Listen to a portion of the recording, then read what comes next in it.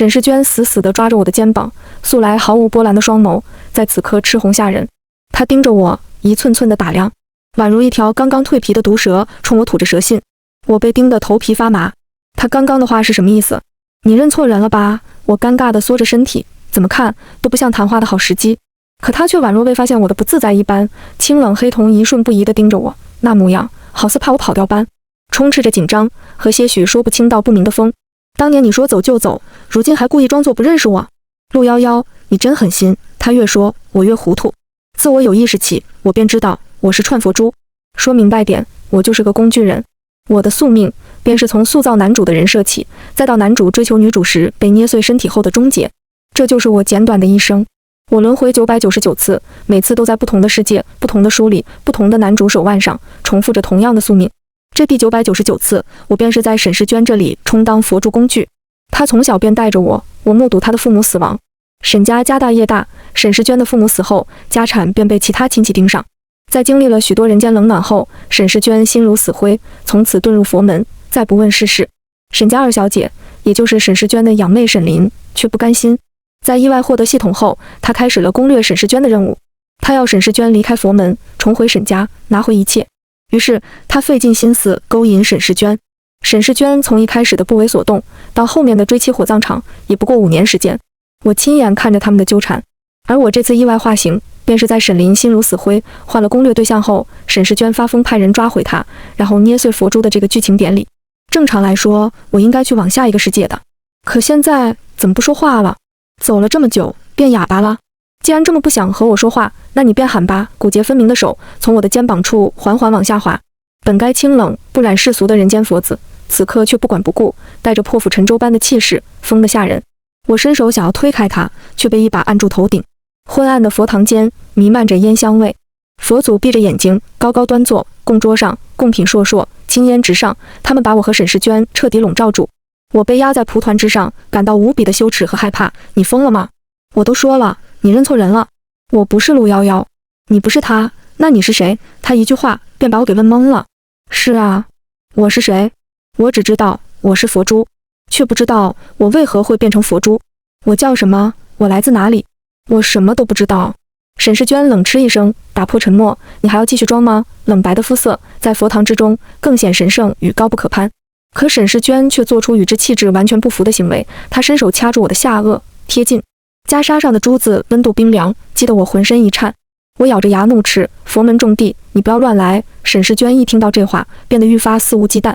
说好一直陪着我的人是你，最后抛弃我让我入佛的人也是你。你这个满嘴谎言的骗子，还有什么资格在这里命令我？我算是明白了，我就是个冤大头、接盘侠。沈世娟就是想玩替身文学。我一味地否认自己的身份，根本不能解决问题，所以我得顺着他。我整理好情绪，迅速把自己带入陆夭夭的角色中。我红了眼，你不是已经爱上了沈林吗？我回不回来又有什么关系？沈世娟面无表情地看着我。就在这时，佛堂大门被砰砰砰地敲响了。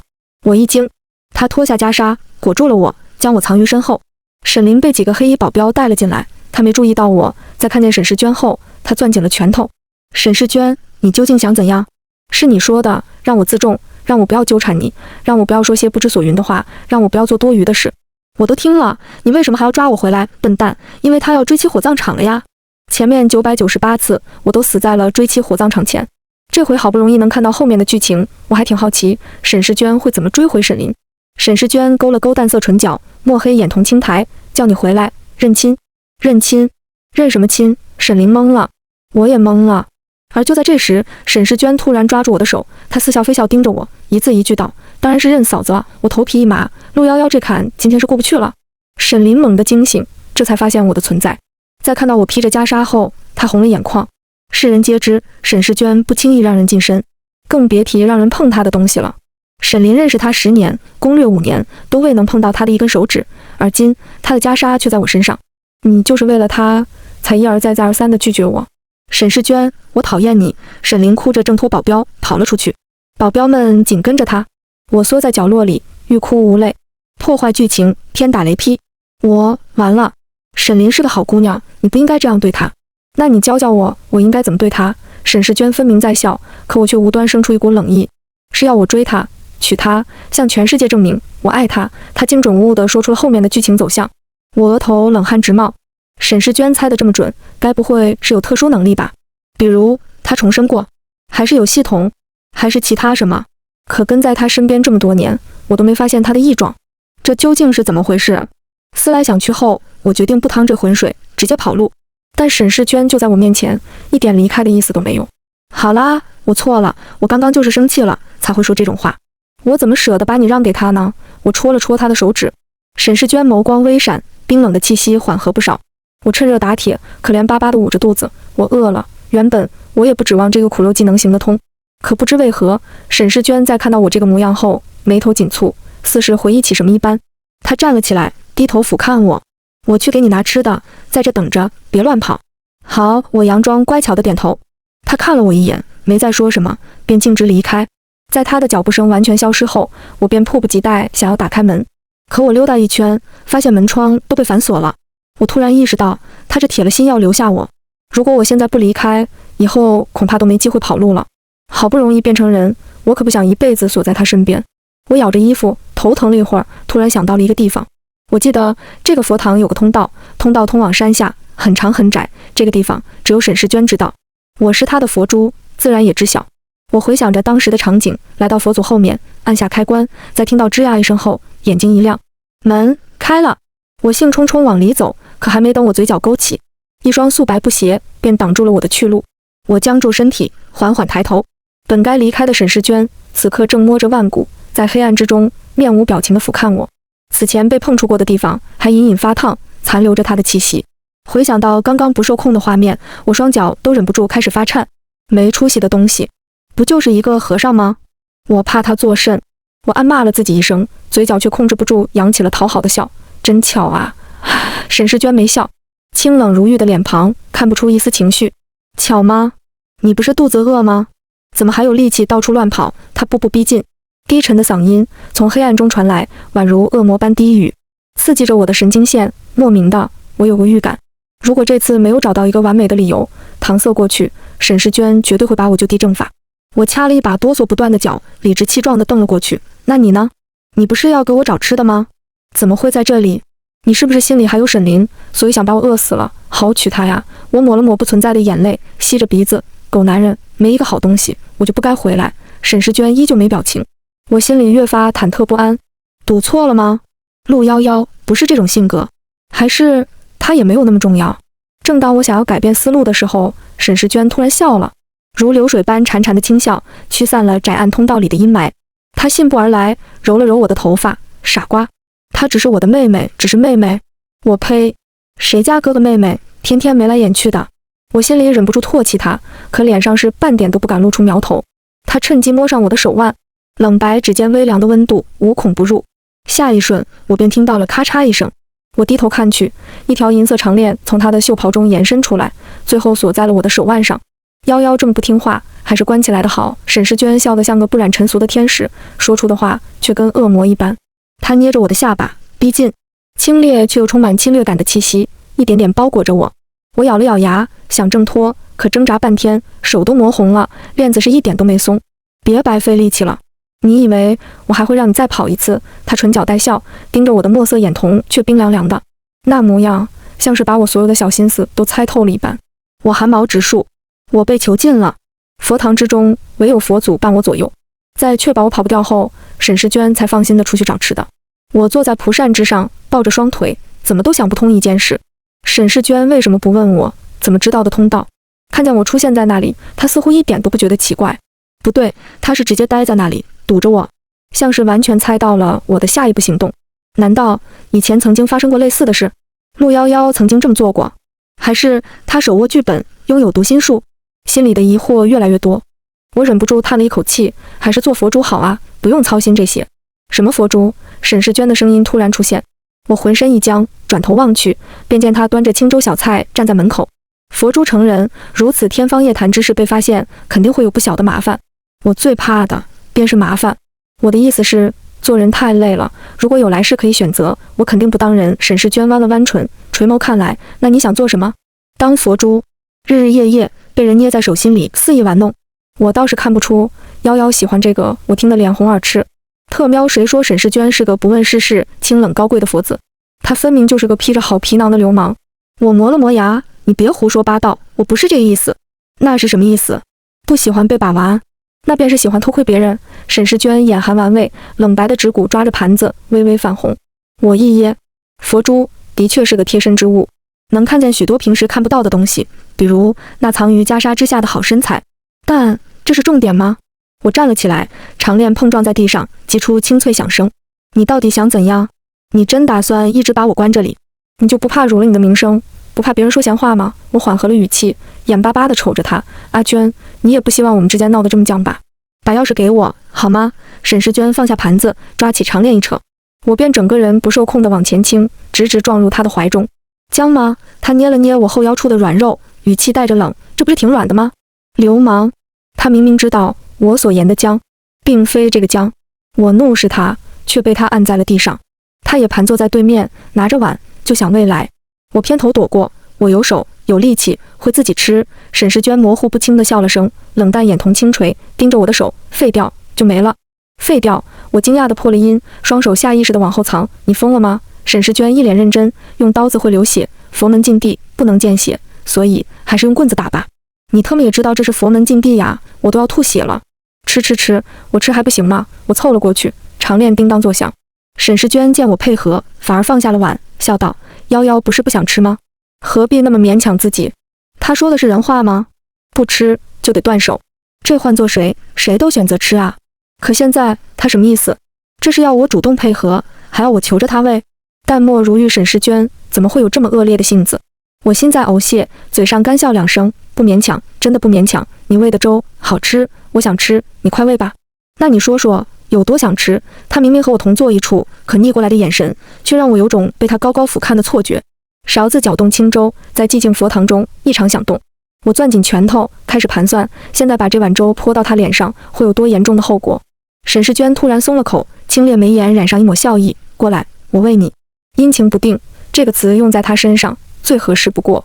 我没敢再闹别扭，凑前服从。烛光闪烁，昏黄光影在沈世娟脸上纵横交错，勾勒出她完美的轮廓。她一勺一勺地喂，我一口一口地吃。期间我偷瞄了过去，发现只要我顺从她的意愿，不反抗不挣扎，她的情绪就特别平和。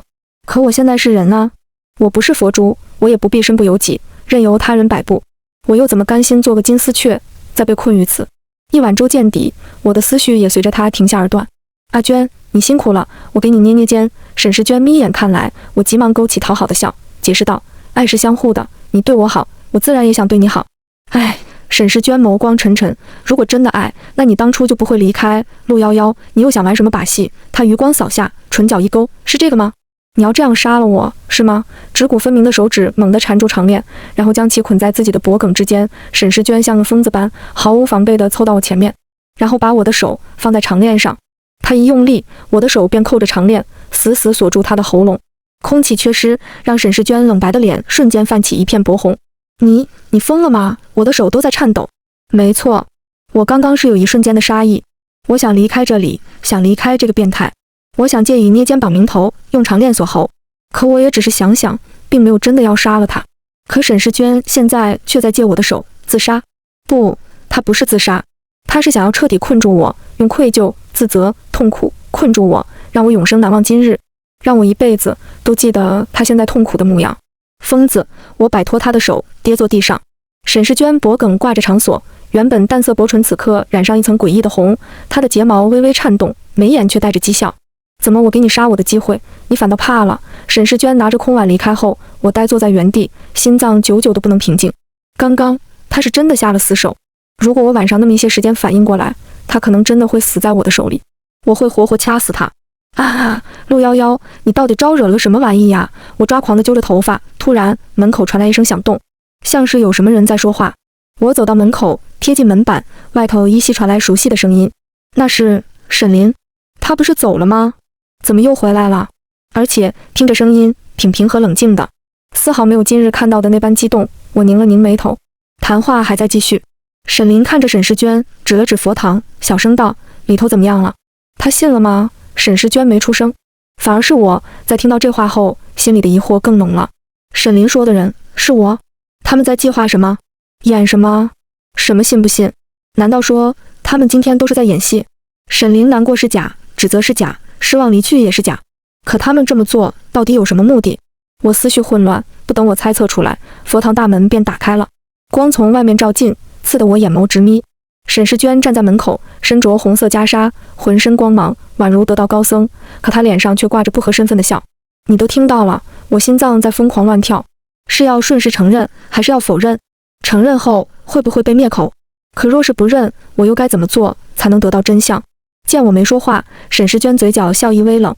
沈凌探头望来，一双眼睛跟小兔子一样通红。陆夭夭，你怎么还在这里？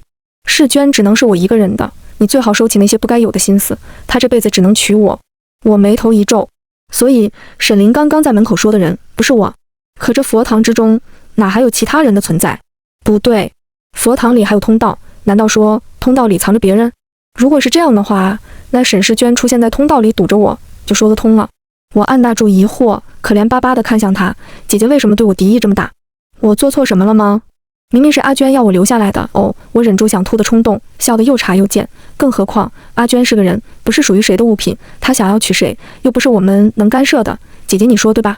你，沈凌指着我的鼻头，气得满脸通红。对，就是这样。赶紧支棱起来，拿出女主风范，把剧情救回来。最好是马上把我逼走。我满怀期待地看向她，可不知道怎么的，我心里刚冒出这个想法，沈世娟就似笑非笑地看了过来。夭夭，你不乖。我脸上的笑容顿时凝固。我听出了警告。沈世娟发起疯来，自己都杀。这要是再失去理智，连我也杀，可怎么搞？我虽然不记得自己是谁，可我轮回999次，就是为了活着。在我的心底一直出现一道声音，它让我加油，让我坚持。就是这道声音一直鼓励着我。我也有个预感，只要我坚持到底，我就能想起所有的一切。可现在我有些沮丧地扯了扯手中的长链，红着眼眶看他，我都这样了，还不乖吗？明明不乖的人是你，明知道我介意他的存在，你还让他出现，你心里根本就没有我。沈世娟喜欢陆夭夭，我便学陆夭夭带入其中。虽然不认识他，但从沈世娟之前的态度来看，我学的方向并没有错。果不其然，沈世娟眸光微软。沈凌捕捉到这个画面，他的脸色愈发苍白。我真是自取其辱，我就不该回来。说着他就跑了，我只能在心里流泪，看着佛堂大门再次关上。而沈世娟站在我面前，一点离开的意思都没有。你今晚要在这里睡，我是带入陆夭夭的角色里了没错，可陪睡什么的，我是真没法心平气和的带入。沈世娟瞥了过来，冷嗤一声，你不是怪我心里没有你吗？我现在留在这里，怎么还板着脸？难道说你一直都在骗我？他压低了声音，眼神变得不善，危机感瞬间袭来。我急忙摇头，不，我很高兴。高兴什么？高兴我睡这里，还是高兴被关着？沈世娟一连三问，三问都致命，我差点没能招架住。好在我急中生智，想了个说辞，我很高兴你能陪我。哦，那真是很可惜呢，我还以为你会喜欢第二个睡这里。追妻火葬场的男主虽然毛病多，但在房事这一方面的确没得说。尤其是禁欲多年的佛子，一旦入世，那可比普通人还要疯狂偏执。我脑子轰然作响，脸都不受控制地泛起红晕。沈世娟轻笑出声，拿出木鱼弹作敲击，清脆的咚咚声打断我的思绪。我就是反应再迟钝，也在此刻明白了，他刚刚是故意的。这王八蛋根本就是在耍我玩。我咬着牙看了看两人的身高差，最后还是敢怒不敢言。一觉醒来，沈世娟不在，而佛堂之中却多了几个木桶，有的装着清水，有的是空的，旁边还放着纸巾、镜子、毛巾，周围还隔上了屏风。这一看就是个简易的茅房。我是人啊，不是畜生。沈世娟这样做，不就是把我当成宠物在养了吗？吃喝拉撒睡都在这里，他怎么这么变态？我气得踢了木桶好几下，可桶没坏，我的脚反倒疼得不行，我疼得抱着脚，更气了。混蛋！门打开了，沈世娟拿着素菜包子走了进来，包子很白，可她的手指更白。如果是在平时，我还真有闲情逸致去欣赏美人美景，可现在我只想离开。看着沈世娟毫无防备地背对着我倒豆浆，心里那股想要离开的冲动也越来越强烈。我环顾一圈，最后把目标锁定在蒲团上摆放着的木鱼，心脏在飞速狂跳，我再也没控制住，直接上前抄起来，往他后脑勺砸了过去。这一砸，我用了全力。沈世娟毫无防备，直到疼痛袭来，她才摸上后脑勺，冷白的指尖瞬间被红艳艳的鲜血浸透。她不敢置信地回头，最后缓缓倒下。别怪我，要怪就怪你做的太绝了。我颤抖着手，一边安慰自己，一边摸进袈裟之中，好不容易找到钥匙，解开长链，门口处却传来了敲门声。沈先生，您还好吗？沈先生，我低头看了眼沈世娟，在看到她还有呼吸后，便果断走进了佛祖后面的通道。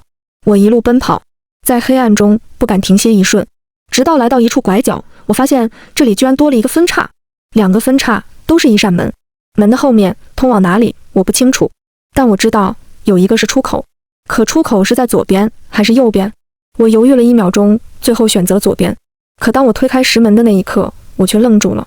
在看清里头的东西后，我的心脏顿时漏跳一拍，怎么会这样？这到底是怎么回事？这是一间宽敞的暗室，里面的石壁上、桌上、床上都摆着我的照片，有微笑的，有哭泣的，还有看着天空发呆的，许多许多我未曾见过的，通通在这里。我捏起其中一张，辨认着里头的人，真的长得和我一模一样，从头发丝到鼻尖上的那颗痣都一样。可里头的女人却穿着病服，满脸苍白，似乎病得很重，而地点好像也是在医院病房里头。这就是陆夭夭吗？病重去世的陆夭夭，而我不过是一个替身。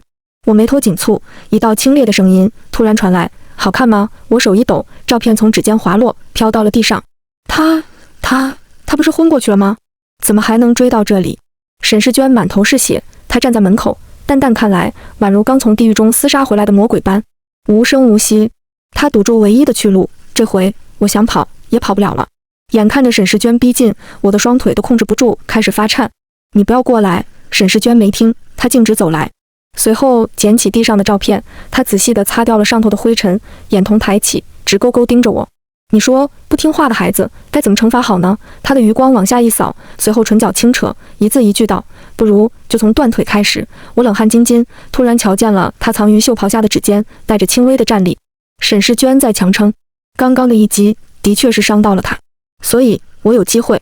我没有犹豫，直接冲过去撞开了沈世娟。沈世娟闷哼一声，直接倒在了地上，鲜血沿着她的轮廓滑落。此刻的她就像是一朵圣洁的百合，染上猩红后变得极致艳丽，也极致脆弱。和我猜想的没错，现在的沈世娟根本不足为惧。我头也没回地离开了，徒留身后暗示血腥弥漫。这回我不敢再有任何的停顿，我跑了很久很久，才离开黑暗，打开了那扇通往外面的石门。随着刺眼光亮的消失，我眼里的希望也逐渐暗淡。怎么回事？我呆呆地看着前方的铁栅门，高高耸起，还连着电网，电网上布满了蜘蛛丝。我跑了，成功了，但又没完全成功。跑出了佛室，却来到了医院，而且还是精神病院。可按照我的记忆来看，这里分明就是佛堂啊，怎么会变成医院？这其中是被我遗漏了什么吗？还是说沈世娟早就疯了，所以才会对我做出这些事？可不管怎样，我现在只想出去。我焦急地走来走去，不管我怎么找，都找不到通往外面的出口。随着时间流逝，周围的路也被我逐渐摸透，我的脑子突然出现一股刺痛，记忆碎片开始在我的脑子里不断地跳跃、回转、跳跃、回转、跳跃、回转。刺痛传来，我痛苦地按住头。沈世娟在对我笑，她没穿袈裟，而是穿着西装，满目温柔。她在目不转睛地看着我，像是看到绝世珍宝般，她的目光专注，带着掩盖不住的爱。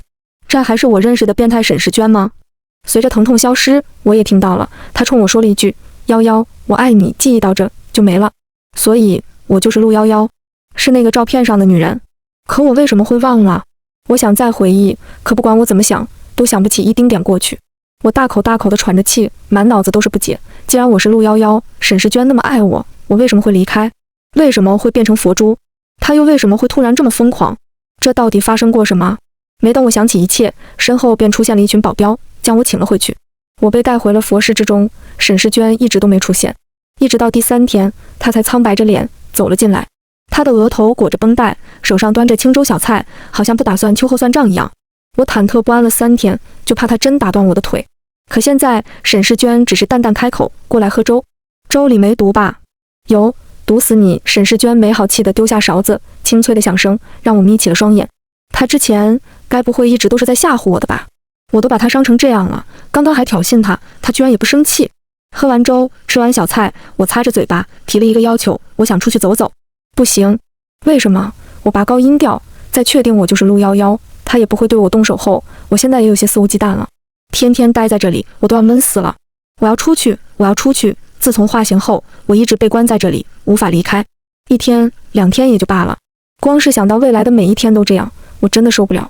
沈世娟还是没松口，她慢条斯理地拿着木鱼敲打了起来，咚咚咚咚咚。本该听了平静下来的声音落入我耳中，却让我更加焦躁。我一把夺过木鱼，摔到了地上。每天就知道敲敲敲，敲这么多，装给谁看？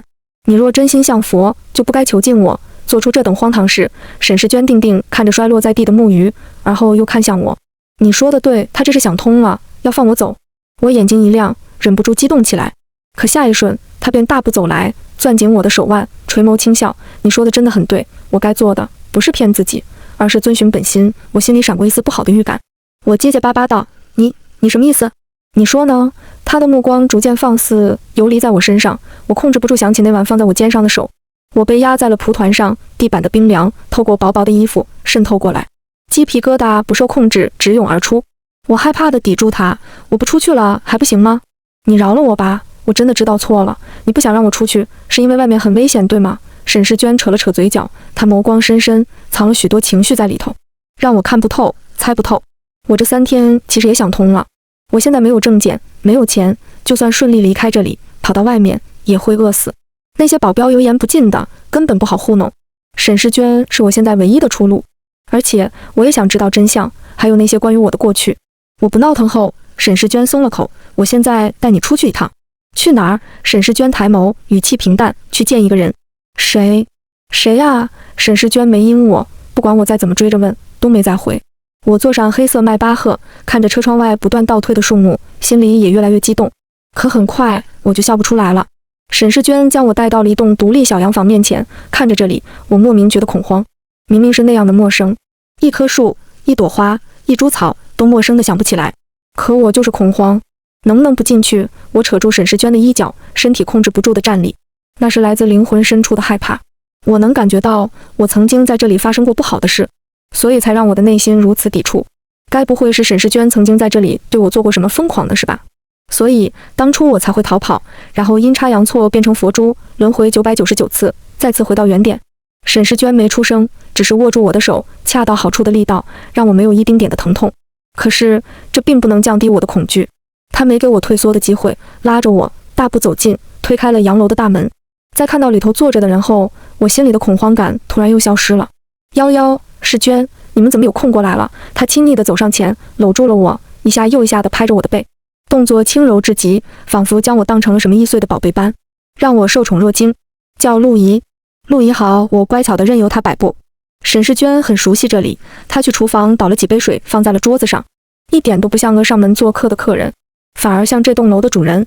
可陆和沈完全不搭边，而且剧情里也没有这个人物。相反，陆怡和我的姓氏一样，难道说他是我的某个至亲？如果真是这样，那我就有机会向陆怡求救，摆脱沈世娟了。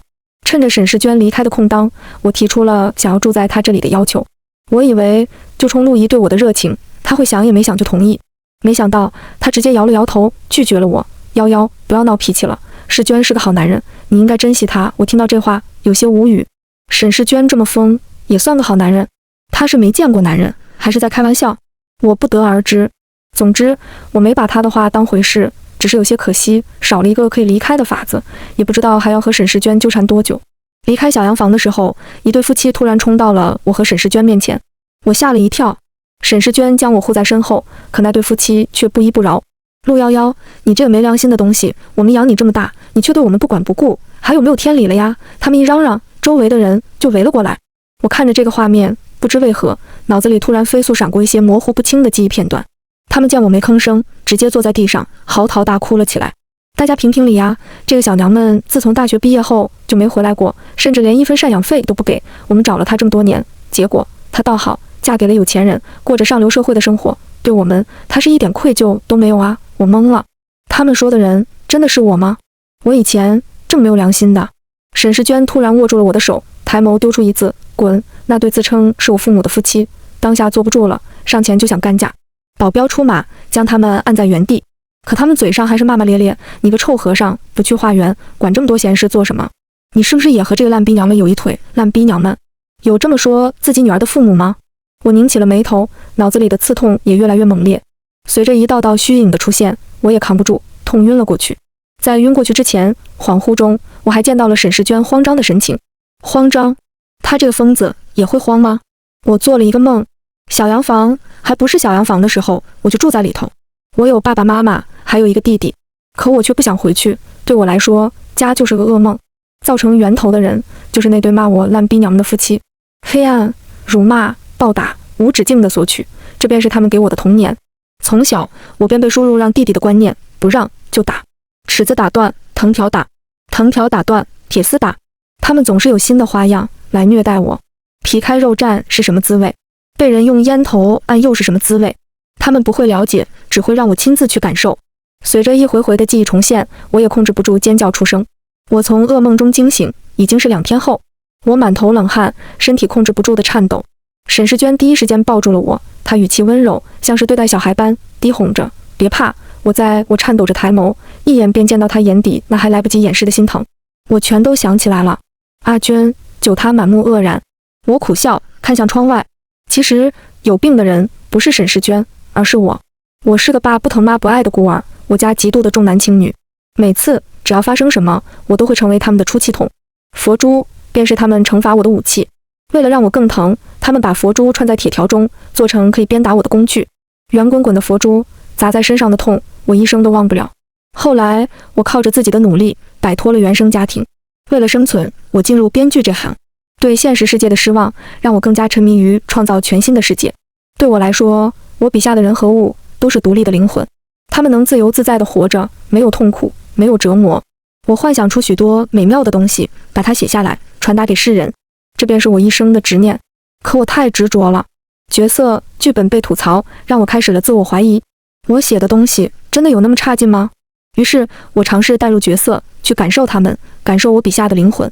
可随着网友的谩骂声越来越多，我就愈发的焦躁。然后我陷入幻想中出不来。我又回到了小时候，为了躲避伤害，这次我把自己想象成了佛珠，在999个剧本中不断轮回。而沈世娟，我的丈夫阿娟，为了帮我，甘愿放下一切，租下废弃的医院，改成佛堂。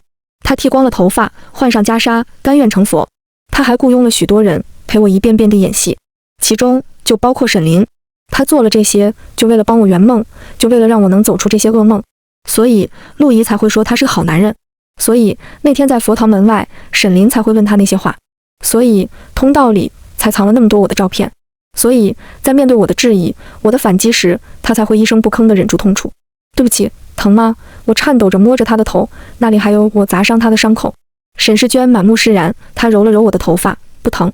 明知道我是个疯子，你怎么就这么傻，不知道放弃？我眼泪直哗哗地流。就算你离开我，也没人会怪你。我走了，你怎么办？我手指一僵。沈世娟叹了一口气，11，夫妻本就是一体，我从没想过要放弃。999次就不回你，那就9999次，99999次，哪怕花上一辈子，我也是乐意的。你不必愧疚，也不必想太多。做个佛珠也好，猫也好，狗也好，不管你变成什么，我都会在你身后。你只要快乐地活着就好了，懂吗？我吸了吸鼻子，回握住他的手，我不会再逃避了。我会准时吃药，我会让自己好起来，我会让我们的生活回归正常。这个世界的确很肮脏，可只要有我的阿娟在，又何足畏惧？